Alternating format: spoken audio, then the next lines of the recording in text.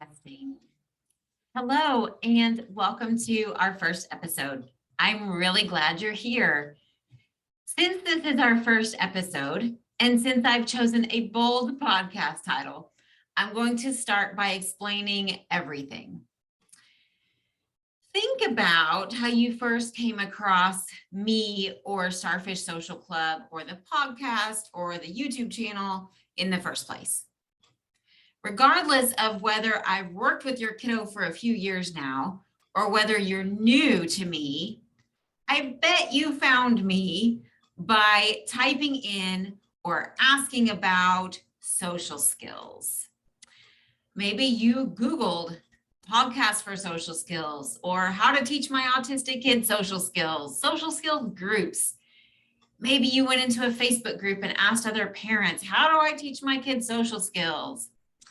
Maybe if you're local, your child or teen's doctor or therapist recommended those two little words. They need social skills. Maybe you've even seen my website, Starfish Social Club, and thought, oh, look at all those happy kids. Obviously, my child needs social skills. And then you've landed here and you've seen that I'm about to smash the very thing that you believe your child needs most in order to help them make friends. And yes, that's true. That's exactly what I'm about to do. I'm Steph. I'm the director of Starfish Social Club, and I taught kids with social learning challenges for almost 20 years. I've been a special education teacher for students with significant behavioral challenges.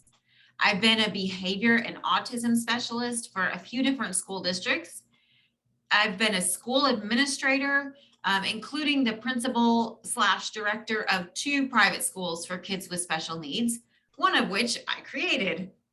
So my entire professional life could be summed up in those 2 words, social skills. But social skills have the dark side, the side that shames kids for standing out, the side that expects kids to follow specific steps and rules and protocols and procedures, the side that uses point charts and level systems, smiley faces, the side that gives kids cookies for doing what the adult said and takes away recess when they don't, the side that led to a bunch of now adult autistic folks speaking out against the most widely recognized and utilized social skills therapy in the industry.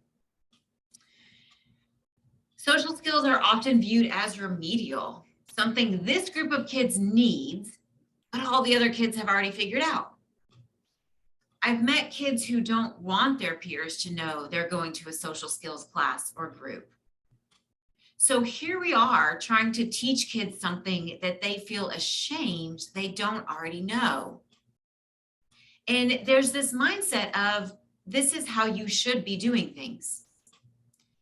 You don't know what happens when we approach people with that mindset, unless you've been approached with that mindset.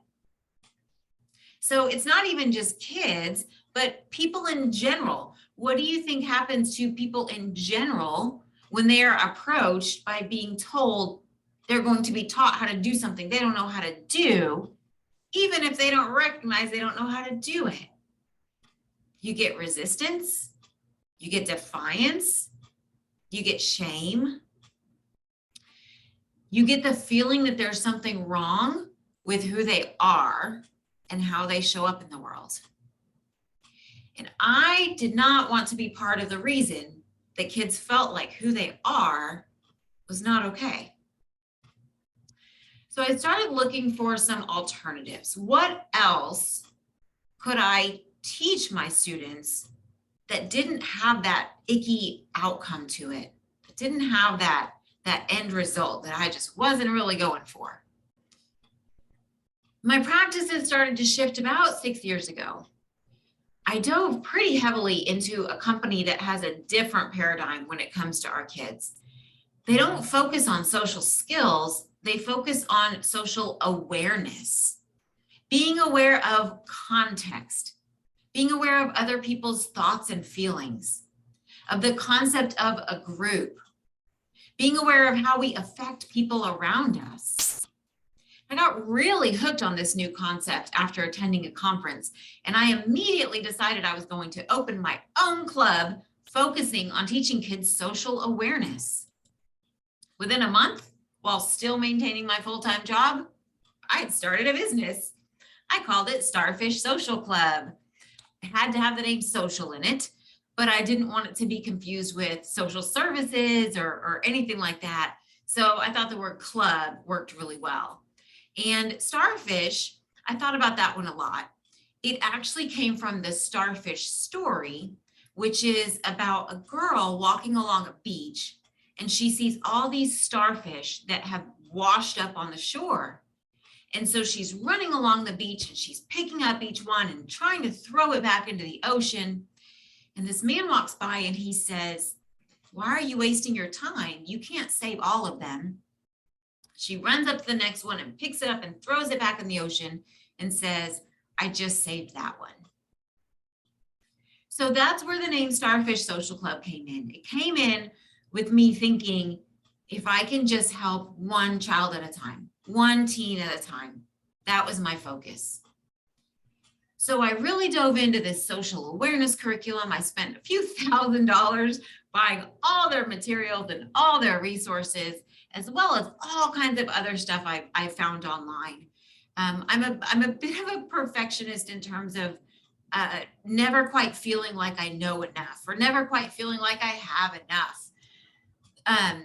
So jumped straight into Starfish Social Club.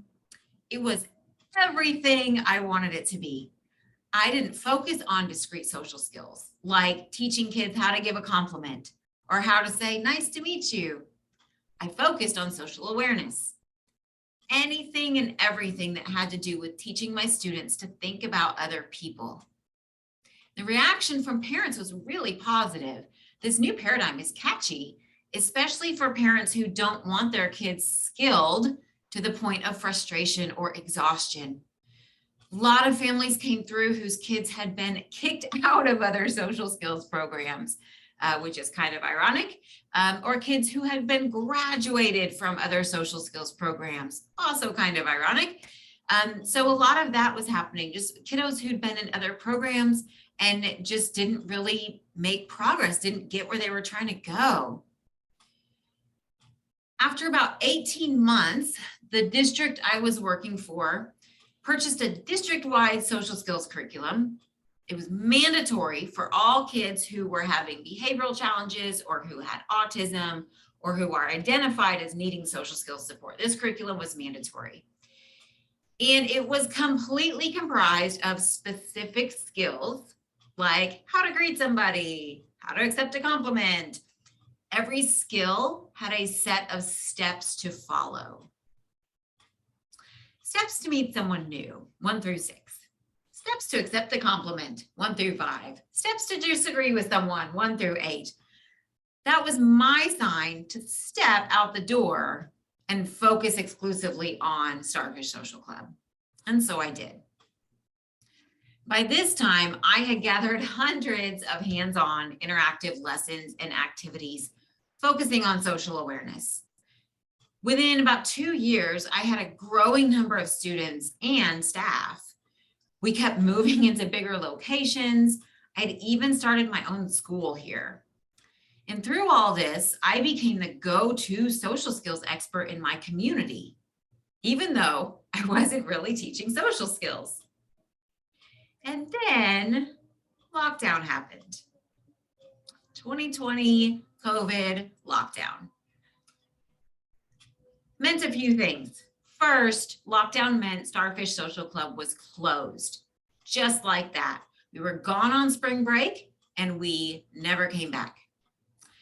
I went from working about 60 hours a week because we had the school during the day and classes in the evenings and classes on the weekends to 0 hours a week. And that gave me a lot of time to just sit around and think. And when I say a lot, I mean too much. I am a classic overthinker, especially when I have time on my side. Well, I really love being impulsive, actually, because it means I can just make decisions and do things. If I have too much time, I just get in an overthinking spiral. So that's what was happening during lockdown, all the thoughts. Second, lockdown meant I had to get creative about how I was going to keep teaching my kids. The sad reality of lockdown was that my kids were pretty much completely cut off from social contact when their schools and Starfish were all closed. So neurotypical kids were much more likely to be texting their friends, FaceTiming, just staying connected through social media. My students don't typically do most of those things. So a lot of my students were socially isolated. And of course, when lockdown started, nobody knew how long it was going to last. So I just kept waiting for things to go back to the way they were. After 6 weeks of being closed, we transitioned our classes to Zoom. It was at the request of several parents. I honestly was like, this is going to be a disaster. At Starfish Social Club, almost all of our students have autism and or ADHD and or learning disabilities. That's our crowd. And so I just thought, man, this is not going to go so well. I couldn't use any of my hands-on lessons and activities, all these hundreds of things I had at Starfish. I couldn't use them because now we're on Zoom. And I realized how irrelevant and pointless they all suddenly seemed. Third, I started taking business courses, which I had never done before. I started this business on an impulse. I've run this business on impulse after impulse for several years. Never learned anything about actually running a business. In one of the courses, we had a chance to compete in a contest where we told a story about our business. So why do you do what you do, basically? And everybody who's in the group voted on the participants' stories. So it was optional, but I jumped in. I love a good challenge, so I jumped in. There were a few hundred people that joined the contest. So I don't remember where I landed, but I'm almost positive I made it all the way to the top 20, which is pretty awesome. I do remember that crafting my story uncovered a connection that I hadn't made before about why I'm here and why I do what I do. So I've always just gone along with the story that I started my business and I'm so passionate about teaching my kids because I'm really good at it. And because it just speaks to me and because I just get my kids. And all of those things are and have always been true. I actually got started when I was in college working with adults and kids with behavioral challenges. And all of those things have always been true. I've always been good at it. I always just get the people that I'm working with. But in going through that story process, I realized that it was so much more personal than that. I realized that what I do is so important to me because of my own childhood, my own brain, my own experiences, my own very challenging behaviors, my own mental health struggles, my own very different brain, which would later be diagnosed with ADHD. It was because of who I am that I'm good at what I do. So all these things together caused me to start to question what I was doing and why I was doing it and whether it was really the best thing to be doing. Teaching social awareness was so much more successful than teaching social skills, but it had its own consequences.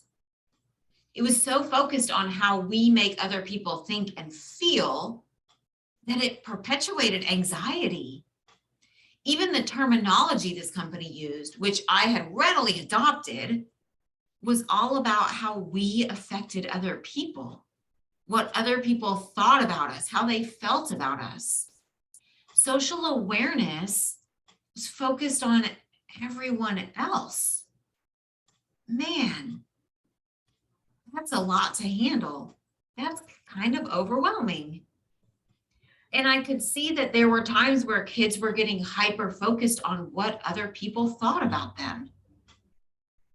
That's not a great outcome either. I felt like my kids' individuality and personalities were all getting lost along the way. Yes, they were becoming more socially successful, but were they happy? Did they feel comfortable in their own skin? And that's when I landed on what I now teach my students. It's not about trying to make other people happy. It's not about trying to fit in or belong. It's not about trying to mask who we are or conform to who we think we should be. It's actually not trying at all. It's about being who we are and becoming who we want to be. It's about accepting and appreciating our uniqueness and finding others who accept and appreciate our uniqueness as well. It's about learning to identify the things that are getting in the way of us becoming who we want to be and making the choice to learn new habits and skills. It's about creating our own future, our own relationships, our own identity.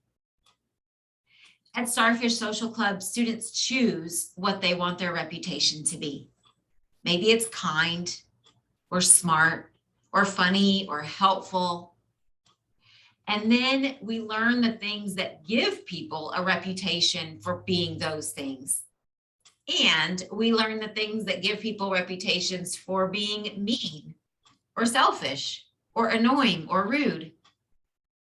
And the kids get to make the decision as to what they want to do. No pressure, no manipulation, no rewards for doing what I think they should do. All the kids learn and are encouraged to give each other feedback.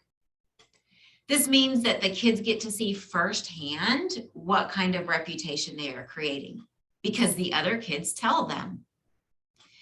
In a neurotypical environment, other kids will commonly either not give our kids feedback, like they'll just let them do whatever they do. Oh, that's just Michael, that's just what he does. Or they will give them negative feedback, being rude to them, not choosing to play with them, talking to other kids about our kids. So that's typically the feedback our kids get at school and other locations where it's primarily a neurotypical environment, is they either don't get feedback or they get negative feedback. And neither one of those teaches us how to do anything different. It's amazing how successful and happy my students are now. My message has shifted from, I'm going to teach you what to do to make friends because there's something wrong with you, i.e. social skills, to I'm going to teach you how to fit into the world so you can make friends, i.e. social awareness, to I'm going to teach you how to become who you want to be so you can make authentic friends. So this is what I mean when I say social skills is canceled. For that matter, I'm canceling social awareness too. From now on, we are focusing on self-awareness. My students are learning who they are and discovering who they want to be and learning what they can do to get there. They make their own choices. They show up as their authentic selves. They create genuine relationships. They feel better about themselves. They relax. They have fun. They thrive. I know that I will always be associated with the term social skills. It's how people find me. It's what we've all been told our kids need, and I'm okay with that. But now you know what I really do behind the curtain.